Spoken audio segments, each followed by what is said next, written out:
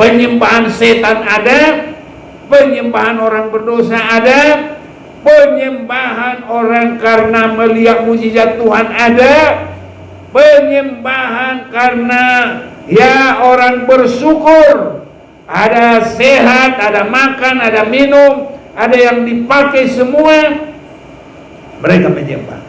Itu baik. Tapi Tuhan mau mengajar kita menyembah dalam roh dan kebenaran. Dan itu apa? Itu penyembahan di dalam kitab Wahyu yang sudah diawali dengan koreksi 7 jemaat yang sudah dipisahkan bukan lagi dalam dosa, karena dosa sudah terpisah yang menuju kepada Babel dan hancur. Tapi kebenaran dan kekudusan tidak butuh apa-apa lagi secara duniawi, sehingga hanya memuliakan Tuhan. Ini saudara-saudaraku, makanya Yesus mulai mengajar menyembah di dalam roh dan kebenaran.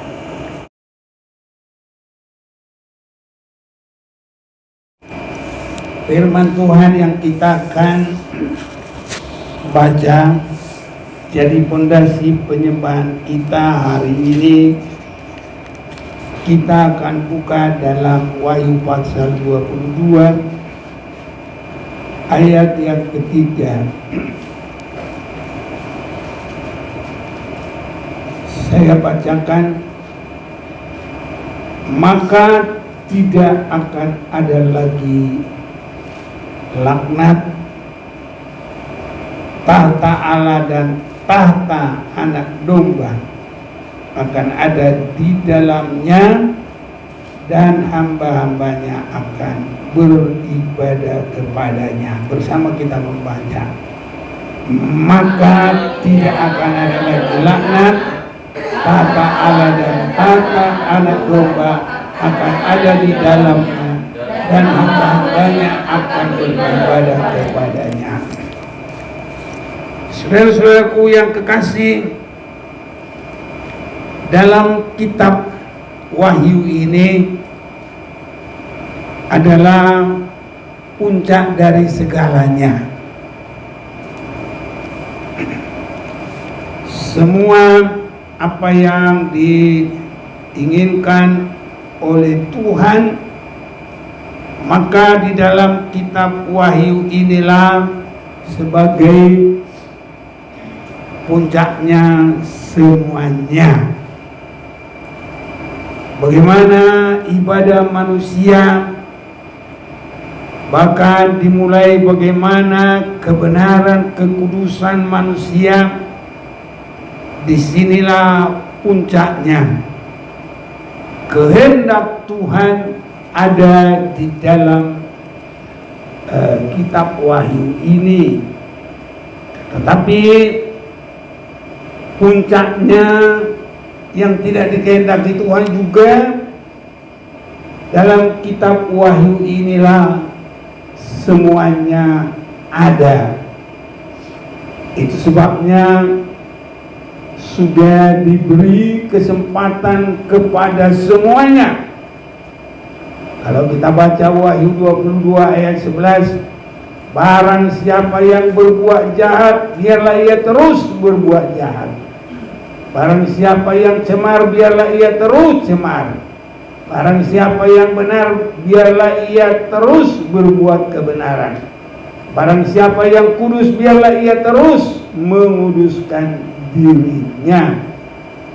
Jadi diberi kesempatan semua masuk dalam puncaknya.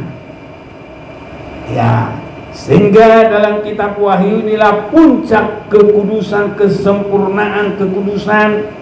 Tapi di sini juga adalah puncak daripada kesempurnaan dosa.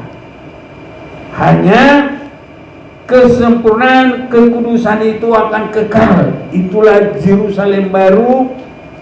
Kesempurnaan kejahatan itu adalah kota yang digambarkan Babel dan mengalami kehancuran.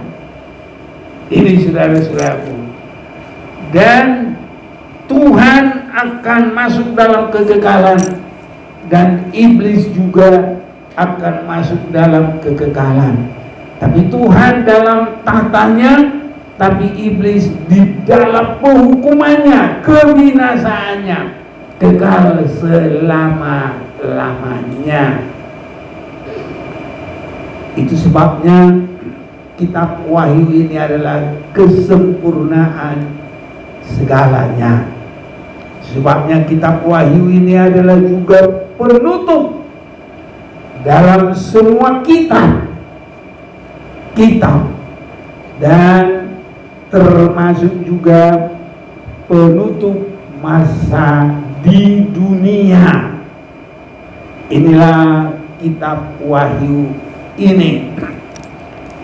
Yang kita akan dalami adalah puncak dari ibadah, khususnya penyembahan.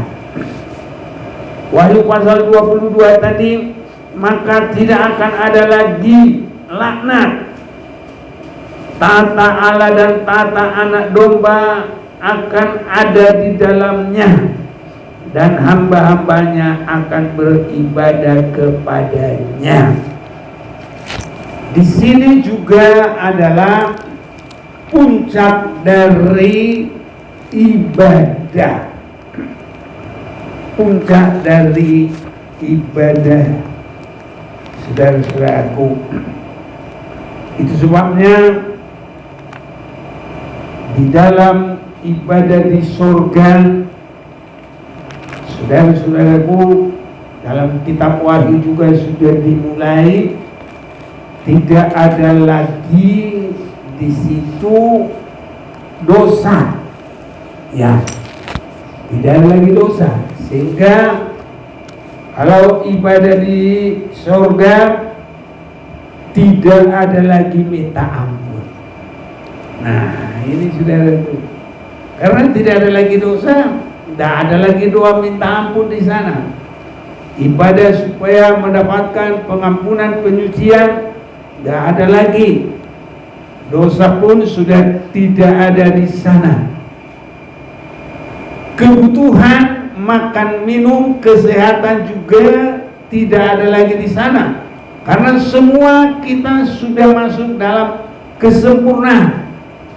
Kesempurnaan, kesehatan, sukacita, semua sudah ada. Kalau ibadah di dunia ini, Tuhan sendiri masih menjanjikan dalam kitab Keluaran pasal 23 ayat 25, tetapi kamu harus beribadah kepada Tuhan Allahmu, maka Ia akan memberkati roti makananmu, air minumanmu, dan aku akan menjauhkan penyakit dari tengah-tengahmu. Jadi di dalam ibadah di bumi ini, kita juga mendapatkan berkat dalam kebutuhan jasmani, yaitu makanan. Itu sebabnya saudara-saudaraku, ya, kita sebagaimana tubuh yang ada ini, ya, gigi kalau boleh lengkap, ya, supaya makannya enak, ya. Ya, kalau giginya sudah banyak kompong, apalagi habis semua,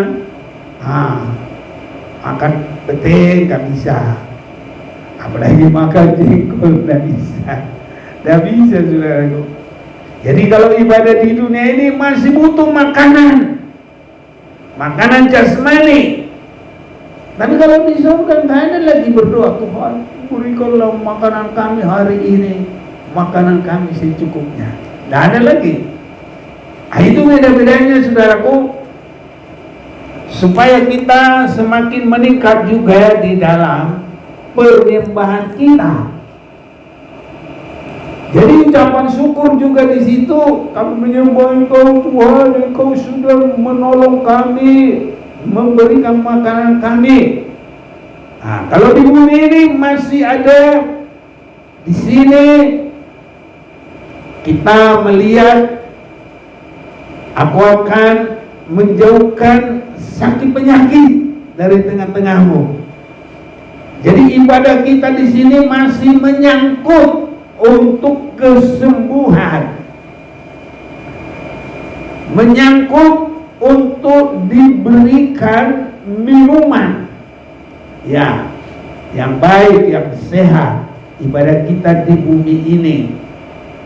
Jadi semua itu masih ya ibadah yang mendatangkan segala sesuatu itu. Dan Tuhan juga memberi kesempatan itu bagi kita mendapatkan roti makanan, mendapatkan air minuman, mendapatkan kesembuhan dari sakit penyakit. Itu sebabnya kalau kita belum di surga, imani ini saudara-saudaraku, jangan khawatir, jangan bimbang. Dan kalau kita imani ini, benar-benar saudaraku, apa yang di firman Tuhan itu semuanya bisa terjadi. Ini saudara-saudaraku, saya lihat saudara-saudara kita yang benar-benar ya mau beribadah dengan baik. Tuhan benar-benar memberkati roti makanan, air minuman, menjauhkan sakit penyakit, memberikan kesehatan. Ini saya boleh perhatikan itu benar.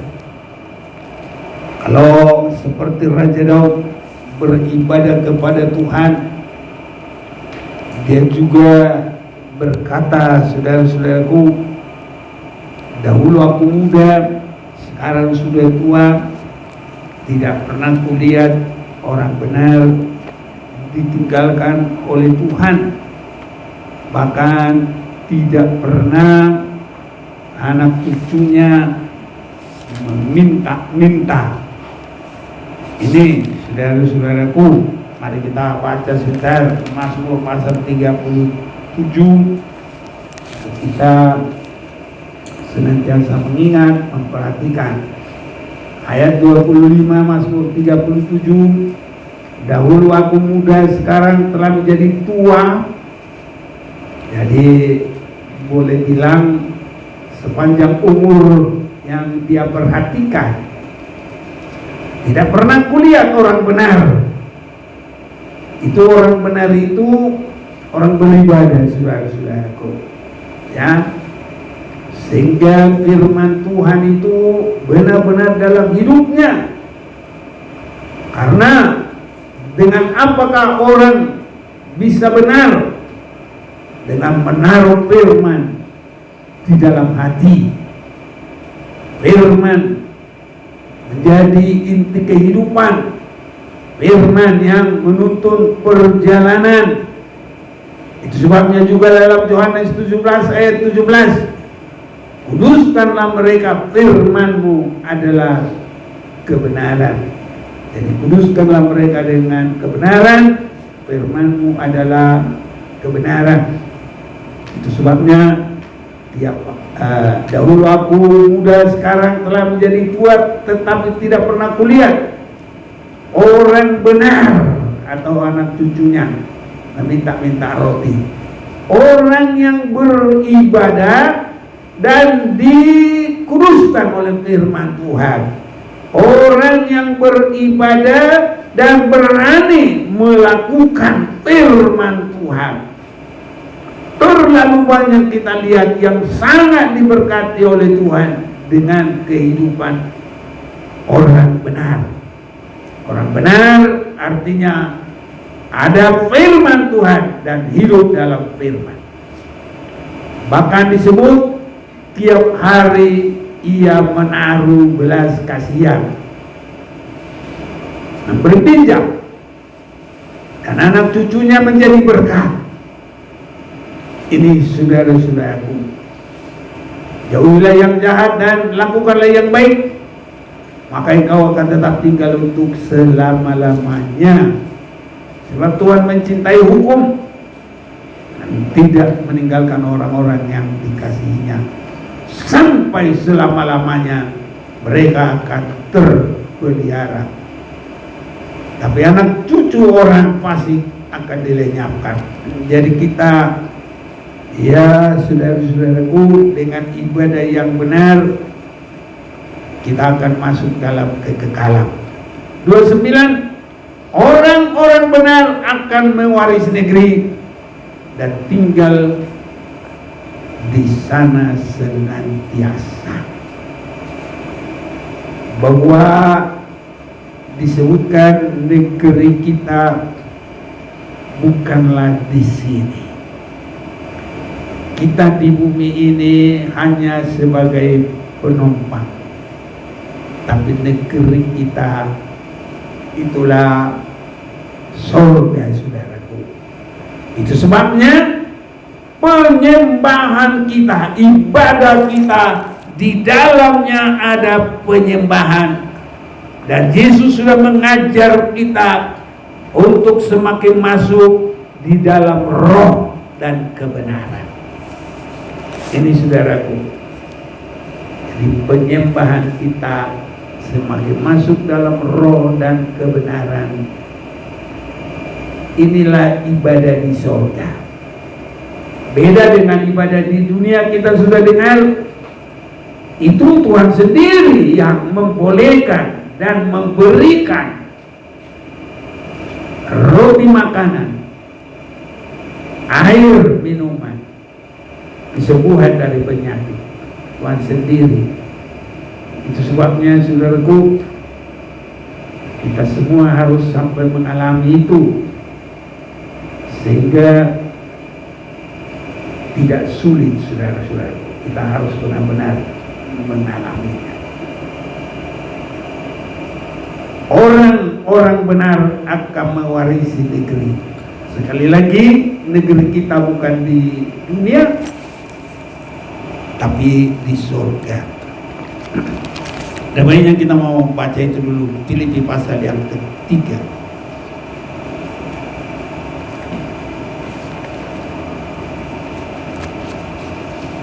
Filipi pasal yang ketiga, kita akan membaca ini ayat yang ke-20. Karena kewargaan kita adalah di dalam surga. Jadi kewarganegaraan itu negara, negeri sama. Ini saudaraku ya. Karena kewarganegaraan kita adalah di surga. Dari situ juga kita menantikan Tuhan Yesus Kristus sebagai juru selamat, yang akan mengubah tubuh kita yang hina ini sehingga serupa dengan tubuhnya yang mulia menurut kuasanya, dan yang dapat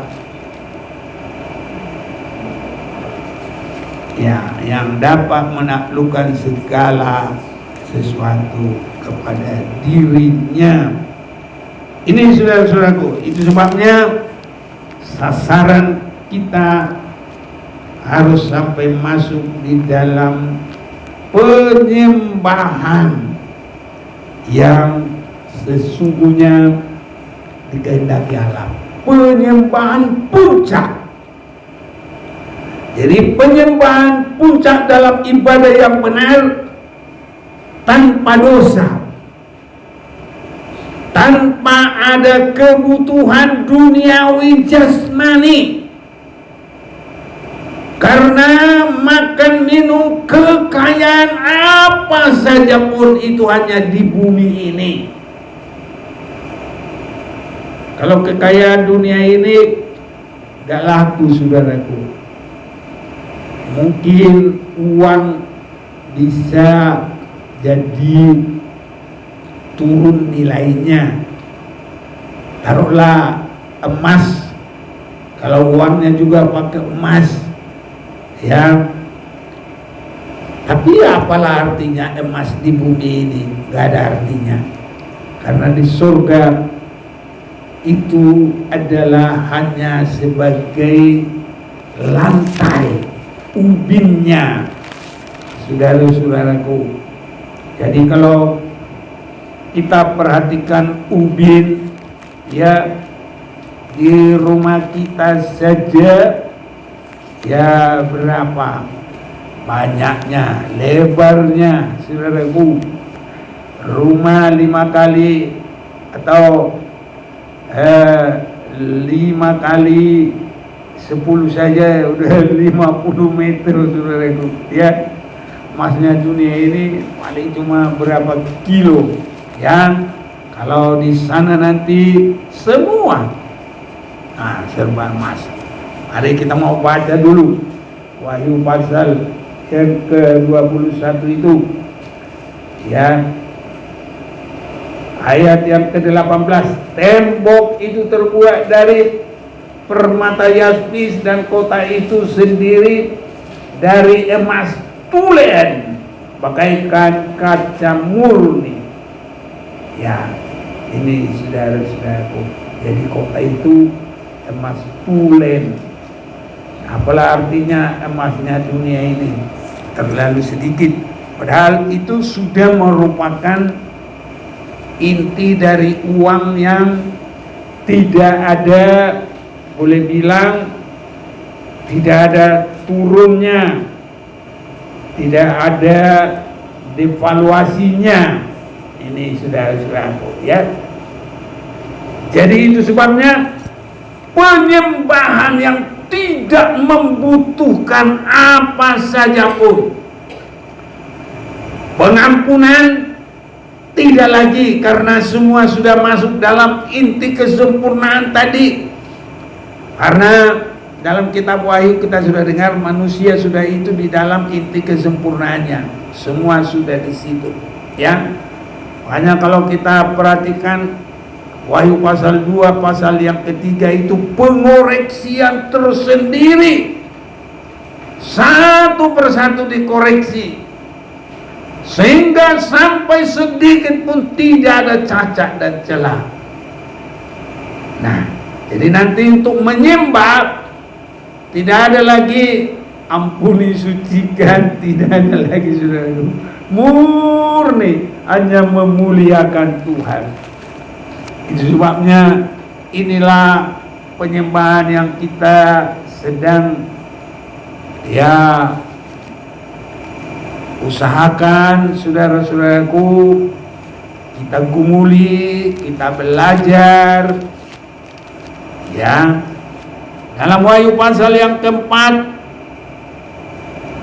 ayat 10, maka tersungkurlah ke-24 tua-tua itu di hadapan Dia yang duduk di atas tahta itu, dan mereka menyembah Dia yang hidup sampai selama-lamanya, dan mereka melemparkan mahkotanya di hadapan tahta itu sambil berkata, ya Tuhan dan Allah kami, Engkau layak menerima puji-pujian dan hormat dan kuasa, sebab Engkau telah menciptakan segala sesuatu, dan oleh karena kehendak-Mu semuanya itu ada dan diciptakan.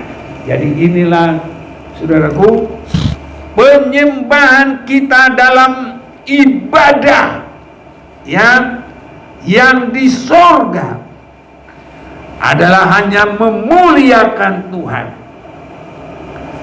Sebelum kita sampai ke sorga, inilah yang kita gumuli sekarang. Kenapa harus demikian? Yesus sudah mengajarkan itu dari awal. Ada yang baca dulu Yohanes 4 ayat 23.